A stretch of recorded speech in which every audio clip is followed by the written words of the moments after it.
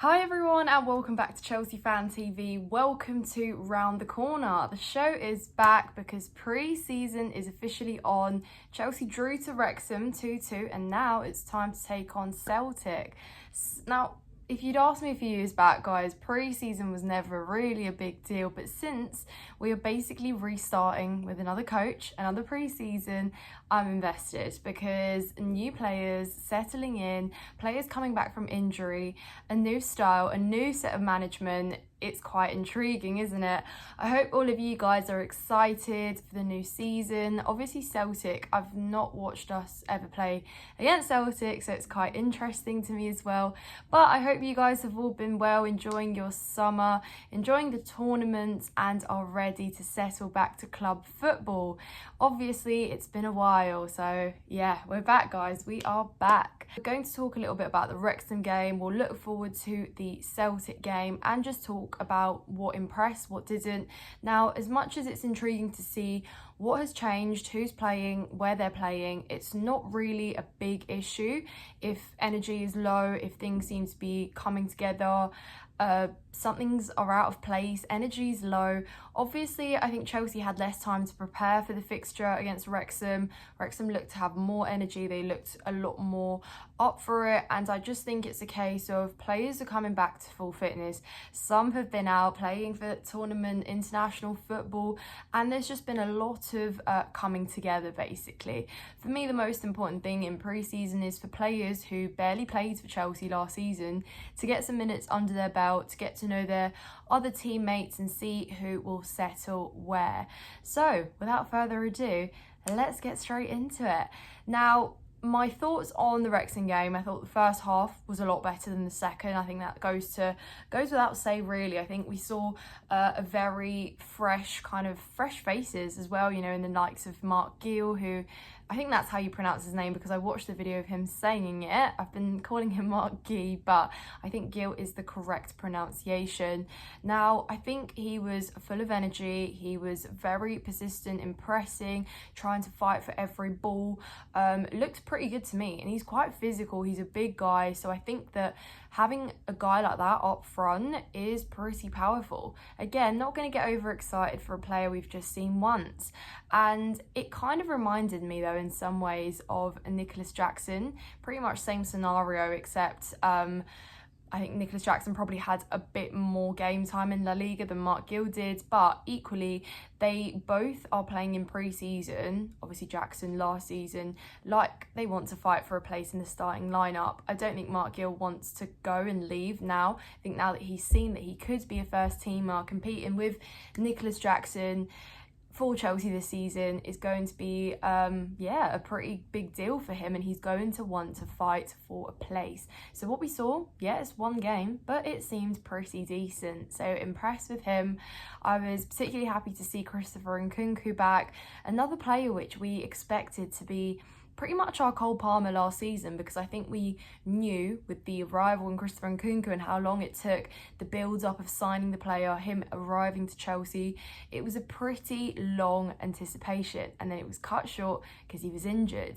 He got a few minutes here and there, had a few game-changing or perhaps some game-changing and some not so game-changing chance creations, goals, but you know, I flash back to like the Wolves game where it was a pretty dull game on Christmas Eve that he made an impact again at Anfield when we were already 4-1 down. So I think Nkunku is also going to be looking to get his name on the score sheet, become a consistent and persistent player starting in our starting 11. Where he will play is still a question mark, but obviously that's something for Enzo Maresca to work out in pre-season, in training, and I think he's got absolutely nothing to worry about. Now, not so similarly, Cole Palmer arrived with less hype. We didn't really know what we were in for. We didn't really even anticipate he was signing, yet he turned out to be the star player of our season. So yeah, look how things unfold, guys. Sometimes those who aren't hyped turn out, and then the ones that are, just it falls short with injuries and whatnot. So I don't want to get too ahead of myself. Gonna be quite composed and just see what happens. But you know, you look at your Wesley Fofanas, Romeo Lavia's, players that literally barely have Chelsea minutes under their belt. Yet Wesley Fofana has now been here for a while. Romeo Lavia not so much, but he got more minutes in this pre-season game than he did for Chelsea all of last season. So I'm sure he's going to be keen to get back on the pitch. From what I saw and the output, the tackles, the duels that he was going in for, he again looks pretty promising. So again, my biggest takeaway, guys, from this game and from this whole pre-season tour is going to be match fitness. Who can stay fit, who can be fit, because at the end of the day, availability is your best ability. For Chelsea, that has proven is the case last season, because, you know, we look at all these superstars that we've signed and they just don't play. Wesley Fofana, still a centre-back we paid so much money for, yet to live up to the price tag. But how can he when he literally can't keep fit? So this for me is the biggest thing. If we can keep players fit, I partly think why Pochettino struggled so much last season was because he kept having to change and chop and change lineups. We had so many injuries in our back line particularly, and it was constantly different formations at the back, and it just doesn't help when you don't have consistency. So I think we're going to see, again, another rotation. I think it's pretty much trial and error now. Enzo's trying to work out who plays where. Players haven't really trained much together anyway, so everything we see on the pitch, don't take it for fact. Don't take it, you know, just with a pinch of salt, basically, because I truly think, like last season in pre-season, it's just working out what fits where. And also, like we did last season, it's not an indication that that's how we are going to play in the Premier League. Again, Enzo's barely had 5 minutes. These players have probably received so much information, so many new tactics and ideas of play, that they're simply all just going to want to prove themselves, right? It's a bit like an audition, everything they play. So even if we see a bit more individuality as opposed to a collective performance, it's probably because players are trying to fight for their place.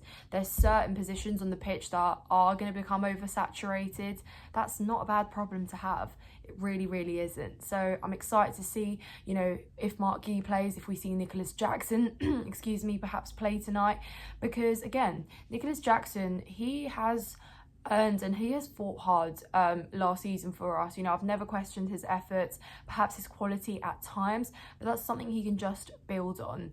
And to continue talking about the players that I'm happy to see back on the pitch, you know, you talk about Reece James. Reece James missed a large chunk of last season. Thank God we had the likes of Malo Gusto, who we're hoping that Vega, our new signing, could pretty much encompass, but out on the left side. So I think that's going to be a really interesting rotation there. I think a lot of people were unhappy to see Ben Chilwell come on because he didn't really do much, but you know, I've been clear with Ben Chilwell where I stand with him. If he can't stay fit and he continues to be a big question mark for Chelsea, then it's probably best to move him on, because next season we just need consistency within the squad, fit players who can build on minutes, because at the end of the day, even if you chop and change too much, particularly in your back line, it's just not really going to be something you want to see.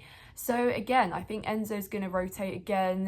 Perhaps we'll see some other players, you know, like Caicedo, perhaps get some game time as well. Someone who was again often playing in summer, probably really tired, and we saw a pattern last season where he was in and out of international break and he just did not stop running and playing.